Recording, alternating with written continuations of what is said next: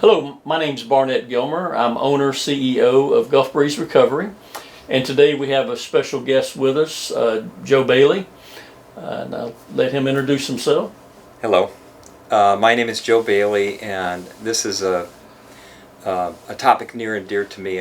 My training is as a clinical psychologist and family therapist, but like most people in America, we all are touched by addiction in one way or another. And I grew up in a family with many alcoholics and people with drug addiction, and so firsthand I consciously or unconsciously got into this field to help people because we're all affected. All of us are affected by addiction, and not just the person with the addiction, but the people around it. So much of my career has been spent trying to bring the need for the family to be worked with while the addict is in treatment, and that the family gets treatment alongside the addict while they're in treatment.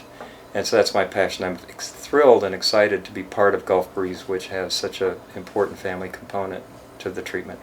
Thank you. And what we decided to do today is something a little different.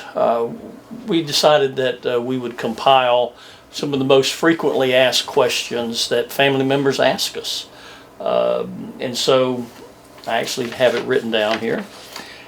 And so, in the context of a family member who has a loved one who's in active addiction right now, one of the questions would be, how can we be more supportive of our family member and honor their own feelings, of anger, mistrust, that kind of thing that they have, for the person who's out there actively using? Well, I think it's really important to acknowledge that the person driving the bus isn't the only person that's injured when the bus collides. And with an addict, their lives, of course, is severely affected physically, spiritually, emotionally, in many ways. But there's a lot of collateral damage, so to speak, because everyone that's affected by that alcoholic, whether it's the spouse, the children, other family members, the employer, friends, people are disappointed, they've lost trust, they have feelings of resentment and anger, they have a lot of emotions, and it's really important that you acknowledge that as a family member, that you too need help, that you if the addict gets well, that doesn't mean all the problems are over. We have to heal too as family members. We have to be able to discover our own health, because we found ways to cope with that addiction, some of which are very dysfunctional and can lead to other mental health issues or emotional problems, or even other people in the family becoming addicts themselves.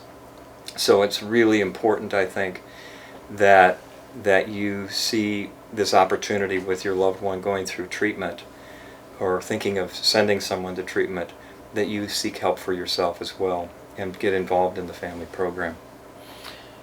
That kind of brings to mind that, when a person is, dealing, if you will, with a loved one in active addiction, typically the primary focus is on the person, who's actively using. And, it's probably a little unusual maybe for some people to turn the focus maybe back on themselves and their need to heal, and to be able to have their own health, if you will, and pay attention to their own health.